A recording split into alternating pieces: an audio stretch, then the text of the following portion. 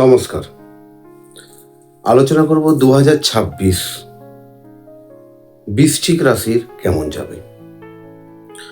তো প্রথমত বৃশ্চিক রাশির জাতক জাতিকাদের যদি দেখি, সেখানে কিন্তু পারিবারিক দিক থেকে একটা অশান্তি, ঝামেলা, একটা গোলযোগ লেগেই রয়েছে। সাংসারিক ঝামেলাও কিন্তু হওয়ার একটা সম্ভাবনা। মাথা ঠান্ডা রেখে কাজ করতে হবে, যে কোনো সিদ্ধান্ত খুব ভেবেচিন্তে করতে হবে।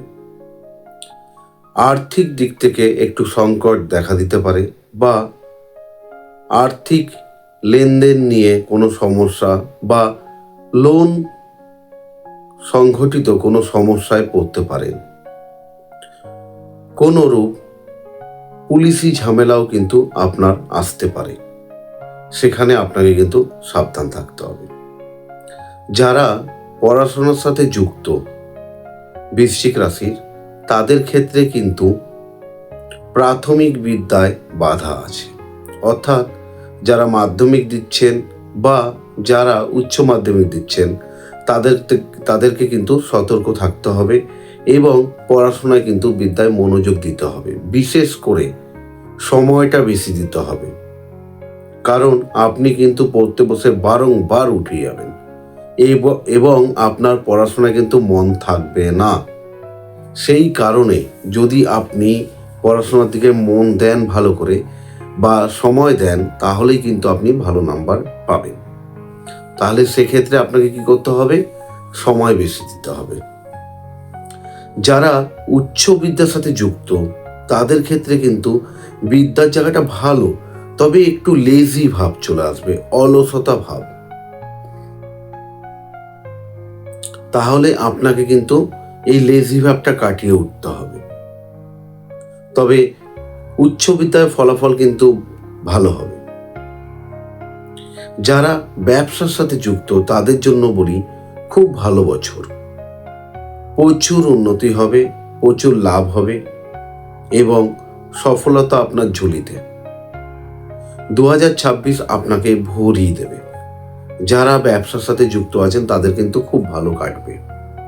যারা চাকরির সাথে যুক্ত আছেন, তাদের জন্য কিন্তু মোটামুটি খারাপ হবে না, কিন্তু কর্মের একটা পরিবর্তন দেখাচ্ছে। অর্থাৎ স্থান পরিবর্তন হতে পারে।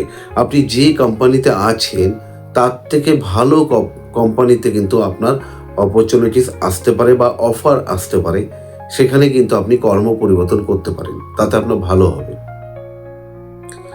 বৃশ্চিক রাশির জাতক জাতিকাদের কিন্তু যারা চাকরির সাথে যুক্ত, তাদের কিন্তু কর্ম পরিবর্তনের যোগ আছে বা বাইরে যাবার একটা যোগ আসবে।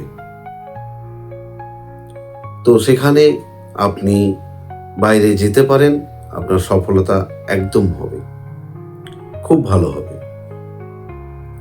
বৃশ্চিক রাশির জাতক জাতিকাদের কিন্তু উন্নতির যে জায়গাটা বা সাকসেস হঠাৎ করে জীবনে আসবে, সাডেনলি আপনার কিন্তু পরিবর্তন হয়ে যাবে।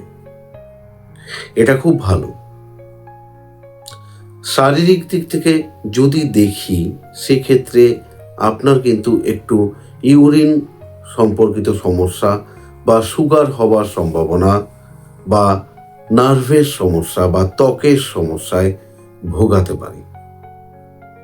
এছাড়াও পায়ের উপরের স্থান, অর্থাৎ হাঁটুর ওপরে আঘাত লাগতে পারে। সেখানে কিন্তু আপনাকে সতর্কতাভাবে চলতে হবে।